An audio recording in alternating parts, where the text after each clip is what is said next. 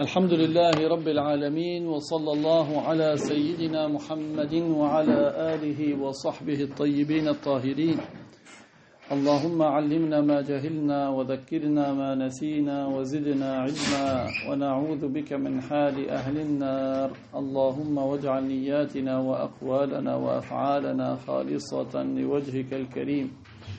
La louange est à Allah, le Seigneur des mondes, que Allah honore et élève davantage le rang de notre maître Muhammad sallallahu alayhi wa sallam et qu'il préserve sa communauté de ce qu'il craint pour elle. Nous demandons à Allah qu'il nous fasse apprendre ce que nous ignorons, qu'il nous fasse nous rappeler ce que nous avons oublié et qu'il nous augmente en connaissance, et nous lui demandons de nous préserver de l'état des gens de l'enfer. Nous demandons à Allah qu'il fasse que nos intentions, nos actes et nos paroles soient accomplis sincèrement par recherche de son agrément. قال المؤلف رحمه الله وحكم من يجحد الشهادتين التكفير قطعا ومأواه جهنم خالدا فيها أبدا لا ينقطع في الآخرة عنه العذاب إلى ما لا نهاية له وما هو بخارج من النار. Donc dans ce paragraphe, le cheikh, que Dieu lui fasse miséricorde, a dit le jugement de celui qui renie les deux témoignages. Le jugement de celui qui renie les deux témoignages, c'est qu'il est déclaré mécréant de manière catégorique. Qu'est-ce que ça veut dire qu'il y a de manière catégorique? Il n'y a pas de doute là-dessus. Donc c'est celui qui remet en cause ou qui rejette les deux témoignages, il est mécréant de manière catégorique. Sa demeure sera l'enfer, dans lequel il restera éternellement. Le châtiment ne s'interrompra pas pour lui dans l'au-delà, sans fin, et il ne sortira pas de l'enfer. Quand les mécréants seront en enfer et les croyants seront au paradis, Dieu fait que la mort soit représentée sous forme d'un bélier qui va être égorgé. Et un ange va appeler et dire aux gens du paradis: ô vous, gens du paradis, vous avez une félicité sans fin, vous n'allez plus mourir. Ils vont encore être plus heureux quand ils vont entendre cela. Et l'ange dira aux gens de l'enfer: ô vous, gens de l'enfer, vous aurez un châtiment sans fin. Ils vont redoubler de malheur. S'ils pouvaient mourir suite à cette annonce, ils seraient morts. Et parfois, l'un d'entre nous, imaginez, parfois tu as une douleur. Mais qu'est-ce que tu te dis dans ta tête? Tu te dis, Inch'Allah, ça va, je vais m'en débarrasser. Un mal de tête, ou là, un ongle qui est coupé. Tu te dis dans ta tête, Inch'Allah, ça va passer. Même toi, quand tu vas voir quelqu'un qui est malade, tu lui remontes le moral, tu lui dis, ça va passer. Eux, ça va pas passer.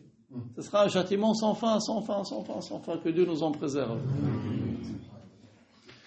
قال الشرح أن من ينكر معنى الشهادتين فهو كافر قطعا بلا شك.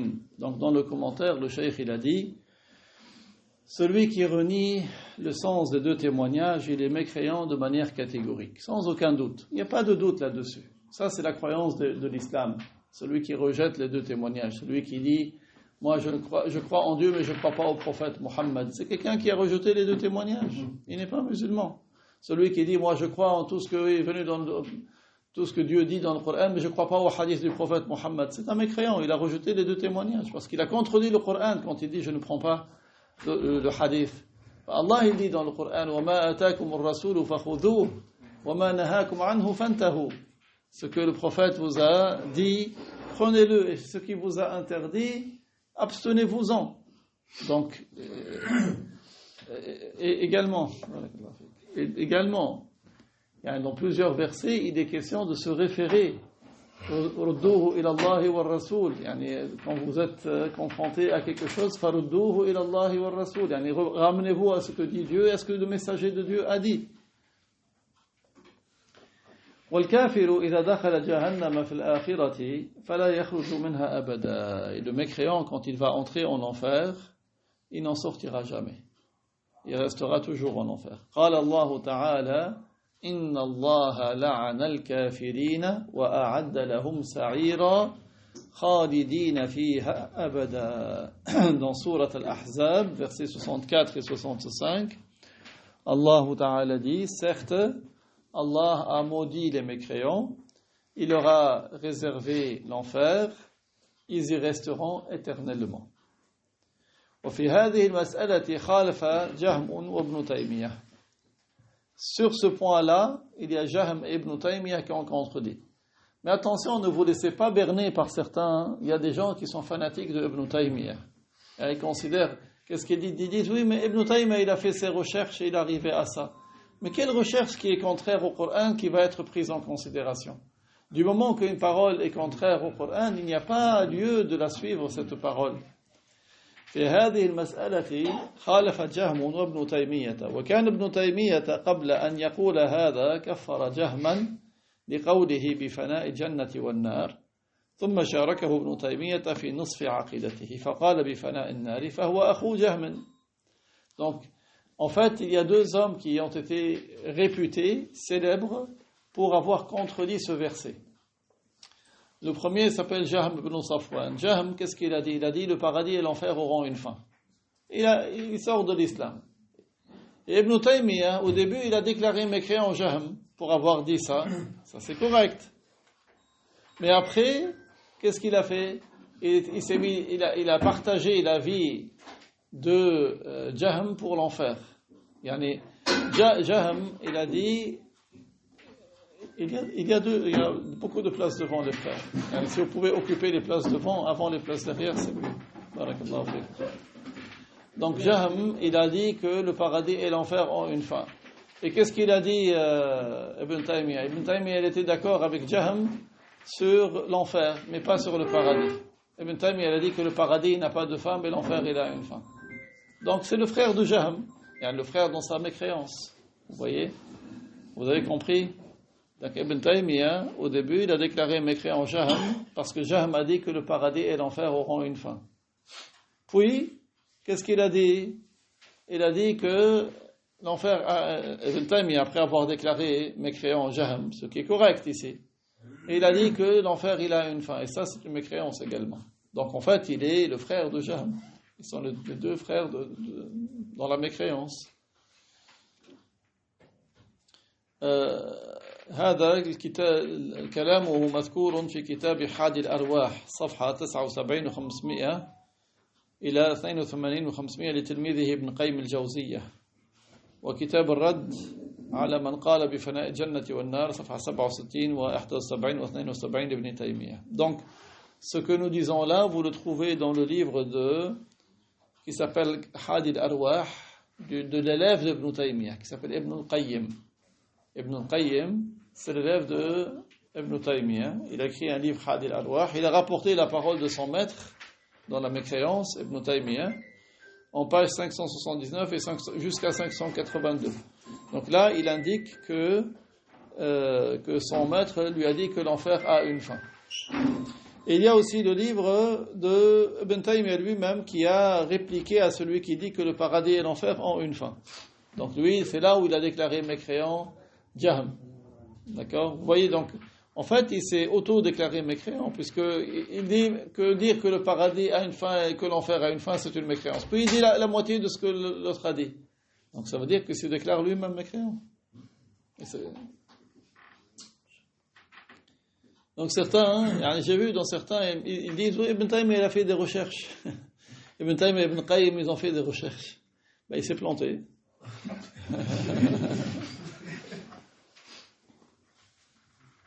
Subhanallah, que Dieu préserve la communauté de ces égarés, subhanallah. Leur dégât est grand. Les gens, ils lui font de la publicité. Pourquoi? Parce que c'est un mushabbih, c'est un mujassim. Donc ils le suivent aveuglement, parce que c'est quelqu'un qui attribue le corps à Allah. Parce que ça a été, le tashbih est rentré dans leur corps, comme si ça circule dans leur sang. Ceux qui croient qu'Allah est un corps, c'est compliqué avec eux. C'est très compliqué. Subhanallah. Que Dieu les guide.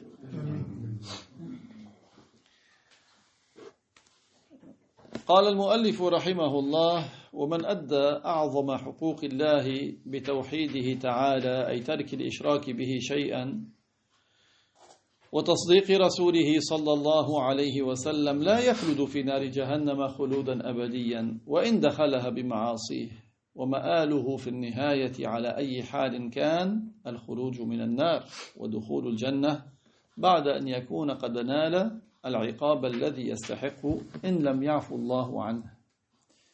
Donc le cheikh, qu'Allah lui fasse miséricorde, a dit: quant à celui qui a accompli le plus éminent des droits qu'Allah a sur ses esclaves, qui a cru en l'unicité de Dieu, c'est-à-dire qui a délaissé toute forme d'association à Dieu, il n'a pas attribué d'associé à Dieu, et qui a cru en la véracité de son messager, sallallahu alayhi wa sallam, celui-là, il ne restera pas éternellement dans le feu de l'enfer.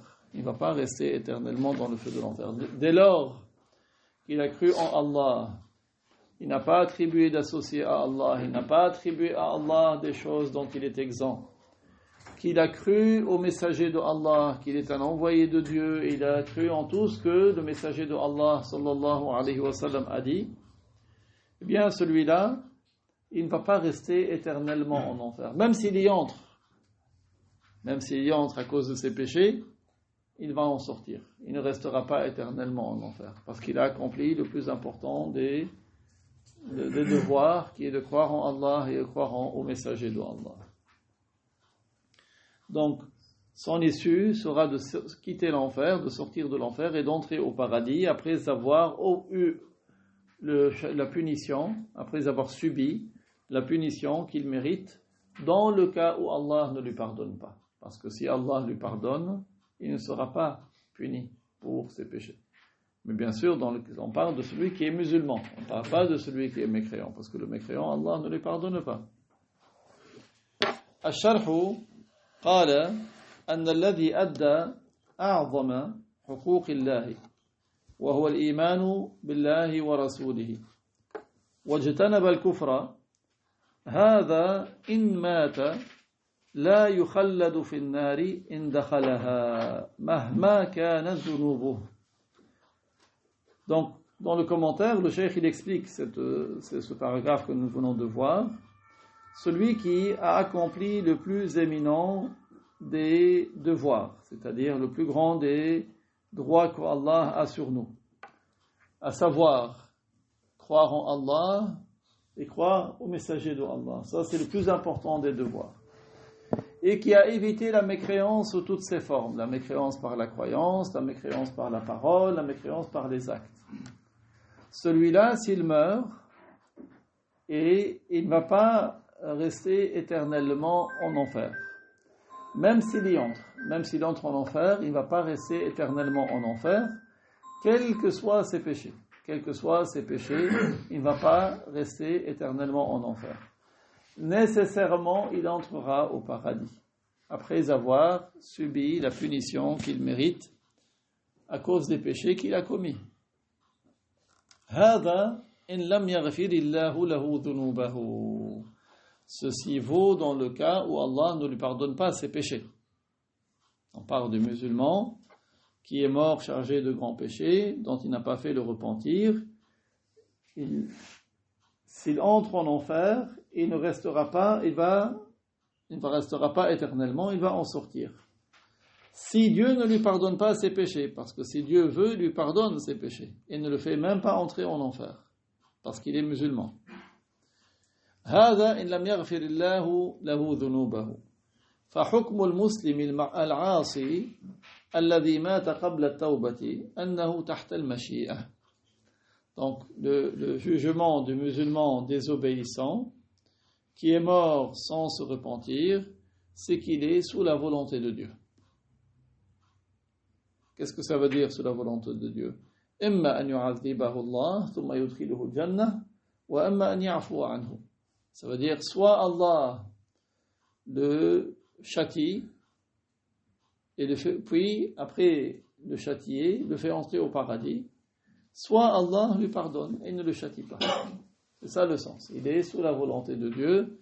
Soit Allah le châtie pour ce qu'il a commis, puis il le fait entrer au paradis, soit il ne le châtie pas du tout et le fait entrer au paradis.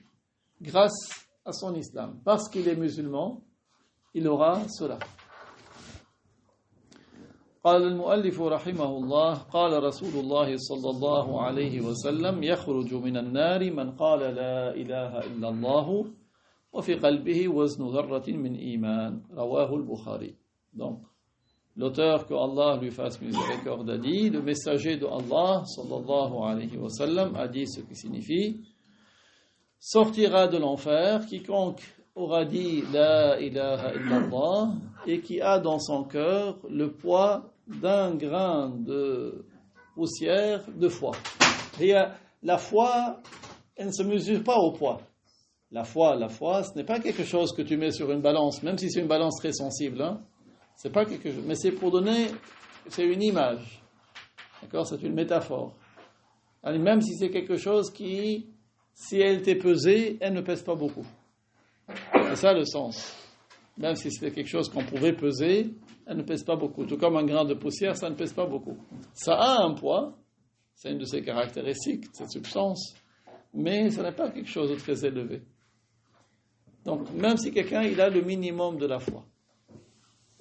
الشرح هذا حديث رواه البخاري. Ce hadith a été rapporté par al-Bukhari. قال الشرح أن من مات وفي قلبه وزن ذرة من إيمان أي أقل الإيمان لا بد أن يخرج من النار وإن دخلها بمعاصيه. Donc dans le commentaire, le cheikh a dit, celui qui meurt et qui a dans son cœur le poids d'un grain de poussière de foi. Alors le mot dharra, ça peut avoir le sens de petite fourmi ou le grain de poussière. C'est les deux portent le même nom en arabe. Et dans les deux cas, c'est quelque chose qui est léger. Et même si c'était quelque chose qui était pesé, si la foi était quelque chose qui était pesé, quelqu'un il a 1 tonne de foi et un autre il a 1 grain de poussière de foi, si ça se pesait, même s'il n'a qu'un grain de poussière de foi ou comme le poids d'une fourmi de foi, qu'est-ce qu'il y a? Il est indispensable qu'il sorte de l'enfer. Même s'il y entre à cause de ses péchés. Même s'il entre en enfer à cause de ses péchés, il va en sortir.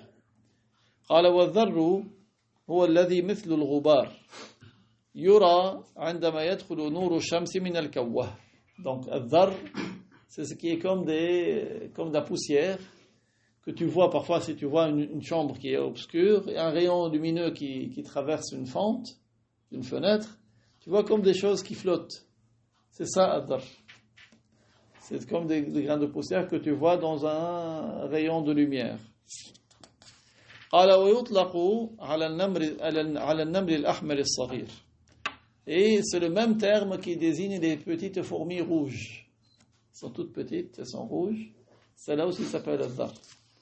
وإذا أردت المفرد قلت ذرة ويقال للجمع ذر.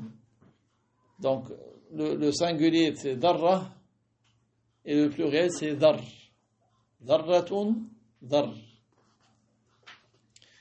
قال المؤلف رحمه الله وأما الذي قام بتوحيده تعالى واجتنب معاصيه وقام بأوامره فيدخل الجنة بلا عذاب حيث النعيم المقيم الخالد. Donc l'auteur, que Dieu lui fasse miséricorde, a dit quant à celui qui a accompli, qui a réalisé l'islam, c'est-à-dire qui a eu pour croyance que Dieu est unique, qui n'a pas d'associé, et qui a cru au prophète que Dieu a envoyé, et qui a évité de désobéir à Dieu. Il a été sur la droiture, il a accompli les devoirs, il a évité des péchés. Qu'est-ce qu'il a, celui-là? Il entrera au paradis sans châtiment. Il entrera au paradis sans châtiment. Là où il aura la félicité éternelle sans fin. Là où il aura la félicité éternelle sans fin. الشرح قال أن الذي آمن بالله عز وجل ونزهه عن مشابهة خلقه وأدى الفرائض واجتنب المحرمات فهو التقي الذي مآله يوم القيامة أن يدخل الجنة. Le Cheikh a dit dans le commentaire, celui qui a cru en Allah Azza wa Jal, qu'il a exempté de toute ressemblance avec ses créatures. Celui qui a cru en Allah, qu'il a exempté de toute ressemblance avec ses créatures, qui a accompli les obligations et qui a évité les interdits. Qui a accompli les obligations, qui a évité les interdits, c'est celui-là qui est le pieux. Celui-là, c'est le pieux qui aura pour devenir, au jour du jugement, l'entrée au paradis. لا يلقى جوعا ولا عطشا ولا نكدا في القبر ولا في الآخرة. Il ne ressentira ni faim, ni soif, ni tristesse dans la tombe, ni dans l'au-delà. N'est-ce pas que le prophète nous a appris que celui qui consomme le riba, il sortira de sa tombe, ou l'argent de l'orphelin, il sortira de la tombe avec la bouche en feu. Donc vous voyez, il y a des punitions même avant l'entrée en enfer, mais le pieux il ne sera pas puni. Le pieux, il aura ni faim ni soif, il sera sur des montures dont les selles sont en or. Au jour du jugement, il sera habillé, il ne sera pas dévêtu nu-pieds comme les désobéissants. Il entrera au paradis là où il y a la félicité ininterrompue. Ce sera sa demeure dont il ne sera jamais privé. قال المؤلف رحمه الله بدلالة الحديث القدسي الذي رواه أبو هريرة رضي الله عنه قال رسول الله صلى الله عليه وسلم قال الله عز وجل أعددت لعبادي الصالحين ما لا عين رأت ولا أذن سمعت ولا خطر على قلب بشر. Donc le cheikh, que Dieu lui fasse miséricorde, a dit, la preuve en est le hadith Qudsi qui a été rapporté par Abu Huraira, que Allah l'agrée, qui a dit que le messager de Allah sallallahu alayhi wa sallam a dit ce qui signifie, Allah Azza wa Jal dit ce qui signifie, j'ai réservé pour mes esclaves vertueux ce que pas un œil a vu, ce que pas un œil a vu. C'est-à-dire que même les anges qui sont en charge du paradis, ils n'ont pas été dans cette partie du paradis qui est réservée aux pieux. Même eux, ils n'ont pas vu. Les anges qui sont en charge du paradis, il y a une partie du paradis qu'ils n'ont pas vue. Allah la réserve pour les pieux. Ce que pas un œil a vu, pas une oreille a entendu, et donc qui n'a même pas effleuré l'imagination d'un humain. Nous, on peut imaginer le paradis. Le paradis, c'est une créature. On peut imaginer une créature. Peut-être que tu vas imaginer quelque chose qui ressemble. Mais ce qui est réservé pour les pieux, ça n'arrive pas à l'imagination. Tellement c'est une grande félicité. Tout ça pour nous inciter, pour gagner le paradis. D'ailleurs, qu'est-ce qu'il dit Abu Huraira? وقال أبو هريرة اقرأوا إن شئتم قوله تعالى فلا تعلم نفس ما أخفي لهم من قرة أعين جزاء بما كانوا يعملون رواه البخاري في الصحيح. Donc il a dit, pour vous motiver, récitez le verset 17 de Surat As-Sajdah. Pour vous motiver, pour gagner cela. Parce qu'on a besoin de motivation. L'âme, elle est comme un enfant. Tu as besoin parfois tu serres, parfois tu vas l'allécher pour qu'elle œuvre. Parce que qu'est-ce qu'on veut, nous? On veut arriver à la piété. Et donc, tu as besoin de la dresser, d'être derrière. Qu'est-ce qu'il a dit Abu Huraira? Il a dit, si vous voulez réciter le verset 17, qui signifie, l'âme, la personne ne sait pas qu'est-ce qui lui a été réservé comme chose qui réjouisse le cœur et qui plaise au regard, en rétribution de ce qu'ils ont fait. Donc là, il s'agit des pieux.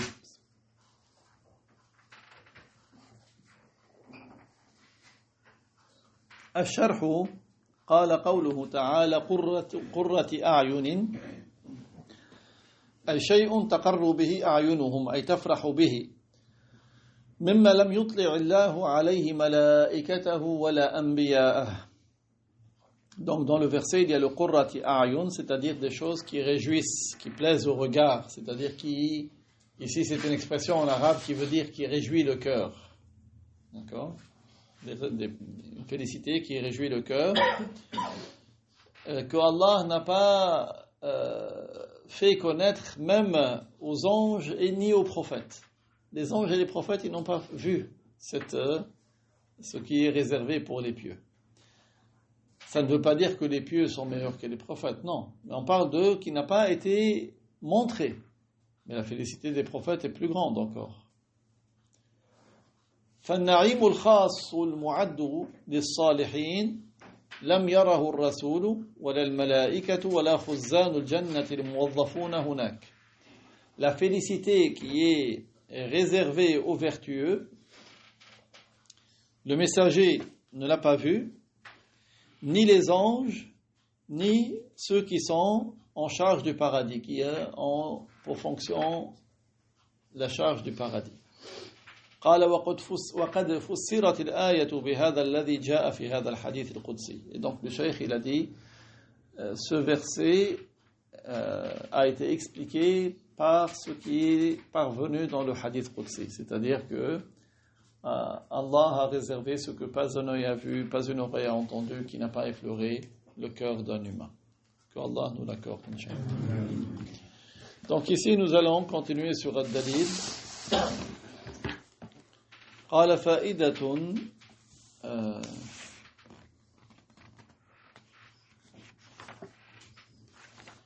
جليلة ذكر الحافظ البيهقي في كتابه الاعتقاد ما نصه باب ذكر بعض ما يستدل به على حدوث العالم وأن محدثه ومدبره إله واحد قديم لا شريك له ولا شبيه. Donc le cheikh il a mentionné une information utile. Il rapporte la parole du Hafid al-Bayhaqi qui a cité dans son livre Al-I'tiqad en page de 21 à 29 du livre Al-I'tiqad de al-Bayhaqi. Il a dit chapitre la mention de certaines choses à partir desquelles on déduit l'entrée en existence du monde et que celui qui fait entrer en existence le monde et qui gère ce monde est un Dieu unique, exempt de début, qui n'a pas d'associé, qui n'a pas de semblable. قال الله عز وجل وإلهكم إله واحد لا إله إلا هو الرحمن الرحيم إن في خلق السماوات والأرض واختلاف الليل والنهار والفلك التي تجري في البحر بما ينفع الناس وما أنزل الله من السماء من ماء فأحيا به الأرض بعد موتها وبث فيها من كل دابة وتصريف الرياح والسحاب المسخر بين السماء والأرض لآيات لقوم يعقلون. Surat al-Baqarah, les versets 163 et 164. Allah dit ce qui signifie « Et votre Dieu est un Dieu unique. » Et votre Dieu est un Dieu unique. Il n'est de Dieu que lui. Il est Ar-Rahman, il est Ar-Rahim. Ça c'est le verset 163. Ensuite le verset 164. Certes, il y a dans la création des cieux et de la terre, dans la variation des nuits et des jours, et les navires qui voguent en mer pour vous amener ce qui est profitable aux gens. Et ce que Allah fait descendre du ciel comme eau, grâce à laquelle il revivifie la terre après sa mort, et terre sur laquelle il a fait que se diffusent différentes sortes d'êtres vivants qui se déplacent, les mouvements du vent et des nuages qui sont asservis entre ciel et terre, il y a en tout cela des signes pour des gens qui sont sensés, qui raisonnent. Et tout cela est une preuve qu'il y a un créateur. قال أخبرنا محمد بن عبد الله الحافظ قال حدثنا أبو العباس محمد بن يعقوب قال حدثنا أحمد بن الفضل الصائغ قال حدثنا آدم بن أبي إياس قال حدثنا أبو جعفر الرازي قال حدثنا سعيد بن مسروق قال عن أبي الضحى وإلهكم إله واحد قال لما نزلت هذه الآية عجب المشركون وقالوا إن محمدا يقول إن إلهكم إله واحد فليأتنا بآية إن كان من الصادقين فأنزل الله عز وجل إن في خلق السماوات والأرض واختلاف الليل والنهار إلى قوله لآيات لقوم يعقلون. Donc le cheikh il rapporte, ça c'est la parole de Al-Bayhaqi, hein? D'après Mohammed fils de Abdullah le Hafiz, qui rapporte de Abu al-Abbas Muhammad fils de Yaqub, qui rapporte de Ahmad fils de Al-Fadl Al-Sa'ir, qui rapporte de Adam fils de Abu Iyas, qui rapporte de Abu Ja'far al-Razi, qui rapporte de Saïd fils de Masrouq, d'après Abu Duha, il a dit wa ilahukum ilahu wahid, et votre Dieu est un Dieu unique. Il a dit lorsque ce verset a été révélé, les associateurs étaient étonnés. Pourquoi ils ont été étonnés? Parce qu'ils sont associateurs, ils adorent plusieurs divinités selon eux. Donc ils ont été étonnés, ils ont dit Muhammad dit que votre Dieu est un Dieu unique, alors qu'il nous donne un signe, une preuve s'il est véridique. Alors Allah Azza wa Jal a révélé le verset suivant. Il y a certes dans la création des cieux et de la terre, la variation, la succession de la nuit et du jour, les navires qui voguent sur l'eau, qui vous ramènent des choses qui vous sont utiles, jusqu'à la parole, ce sont autant de signes pour des gens qui sont sensés, des gens qui utilisent leur raison correctement, convenablement. C'est-à-dire ce sont des signes de l'unicité de Dieu. قال الشيخ رحمه الله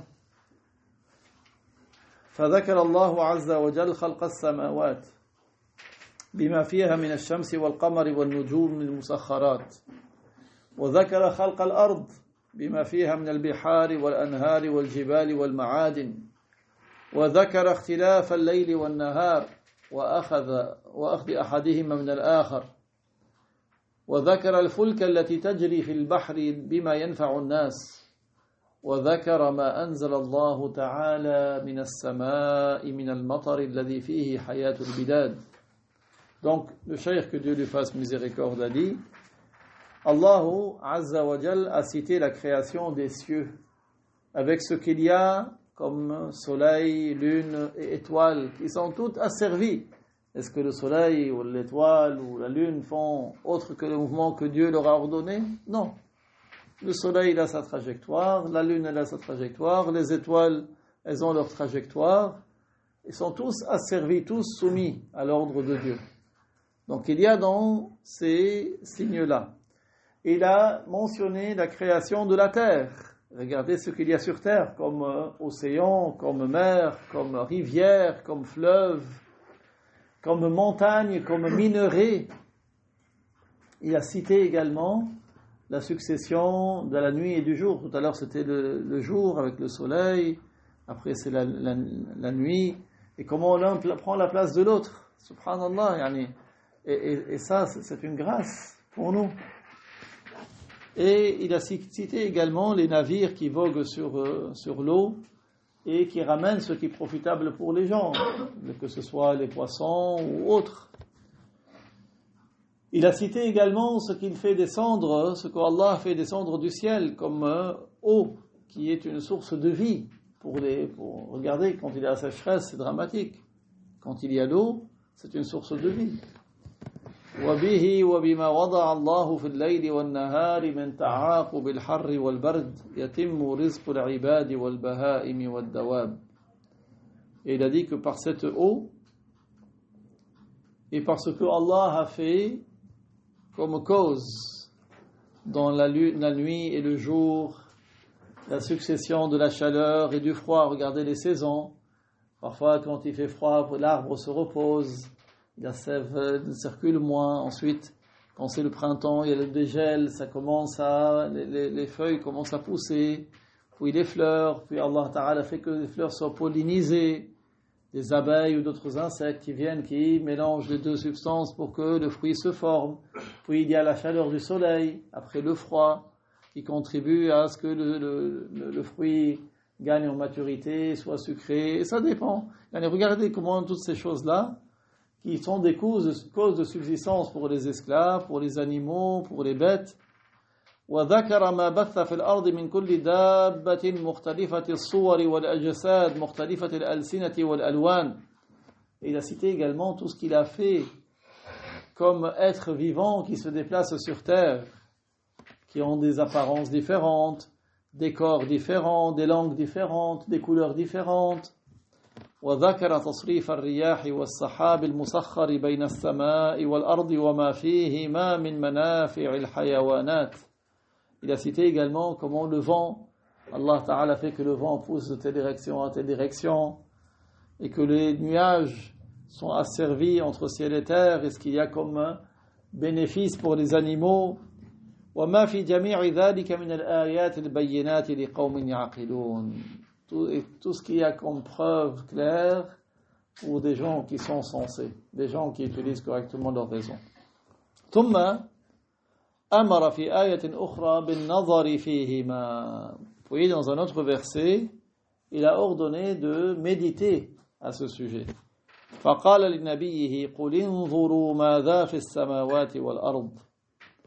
Il dit à son prophète ce qui signifie, dis, regardez ce qu'il y a dans les cieux et dans la terre. يعني والله أعلم من الآيات الواضحات. Il explique, il dit, et Dieu sait plus que tout autre, regardez qu'est-ce qu'il y a dans les cieux et la terre comme signe clair. والدلالات النيرات, et les preuves éclatantes.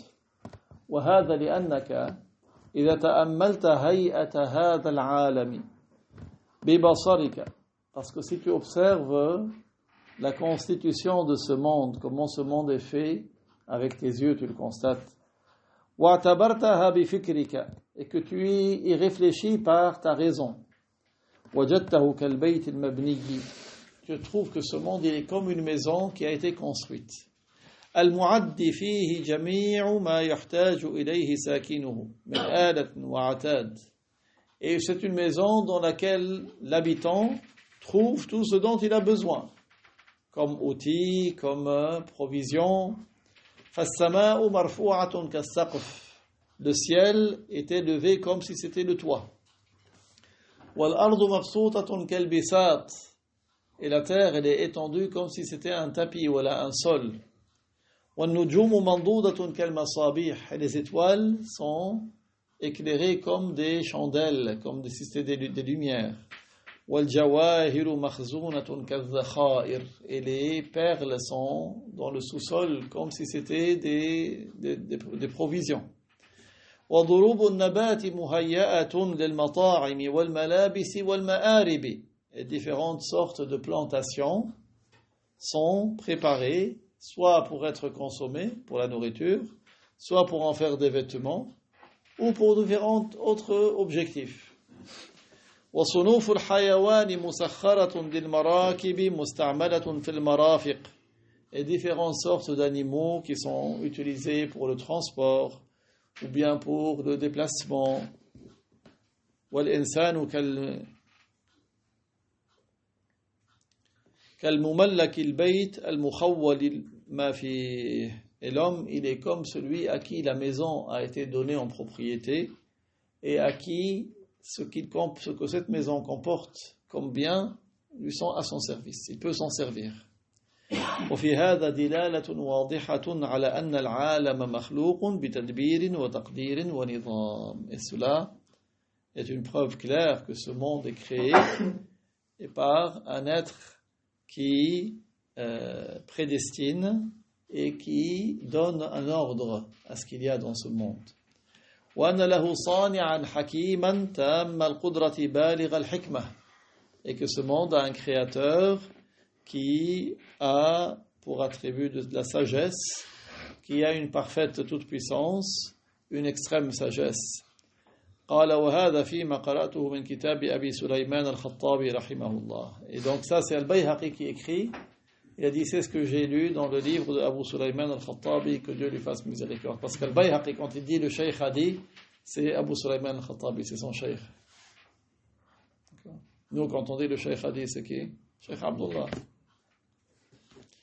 قال الشيخ رحمه الله, يعني يذكر شيخه أبو سليمان الخطابي. ثم إن الله تعالى حضهم على النظر في ملكوت السماوات والأرض وغيرهما من خلقه في آية أخرى. Donc Al-Bayhaqi poursuit, il dit le Cheikh a dit, donc c'est Abu Sulayman al-Khattabi, que Dieu lui fasse miséricorde. Il a dit ensuite, Allah Ta'ala les a incités à observer dans cette souveraineté des cieux et de la terre et ailleurs, parmi les créatures de Dieu, dans un autre verset. فقال أولم ينظروا في ملكوت السماوات والأرض وما خلق الله من شيء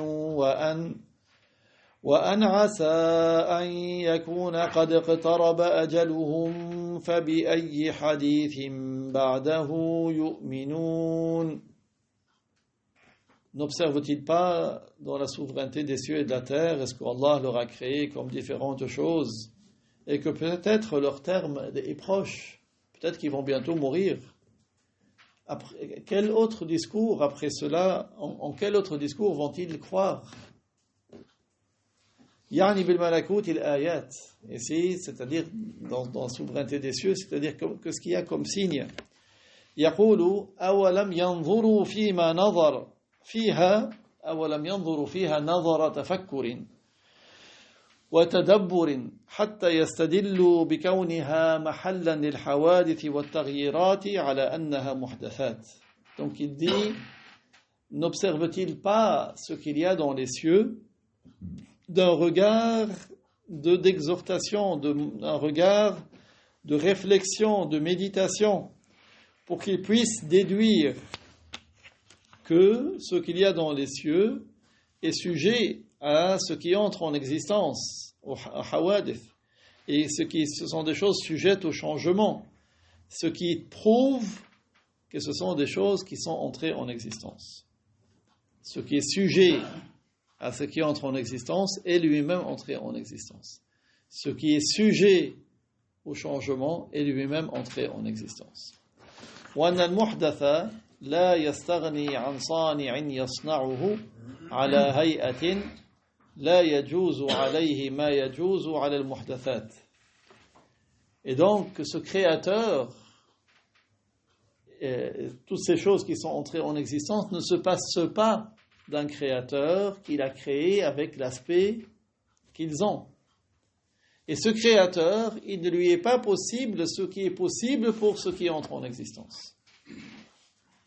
كما استدل إبراهيم الخليل عليه السلام بمثل ذلك فانقطع عنها كلها إلى رب هو خالقها ومنشئها. Tout comme notre maître Ibrahim al-Khalil alayhi salam a tenu le même argumentaire, il a fait la même déduction et il s'est détaché de toutes ces choses qui entrent en existence et il s'est fié au Seigneur qui en est le créateur, c'est lui qui a fait exister toutes ces choses-là. فقال إني وجهت وجهي للذي فطر السماوات والأرض حنيفا وما أنا من المشركين. Dans Sourate Al-An'am, verset 79, ce qui signifie j'oriente mon visage et je me soumets à celui qui a créé les cieux et la terre et je suis sur la droiture, écarté de toute association à Dieu. Et je ne suis pas au nombre des associateurs. Yani, ça veut dire que notre maître Ibrahim était sur l'islam. Wallahu ta'ala a'lam wa ahkam wa barakallahu fiikum.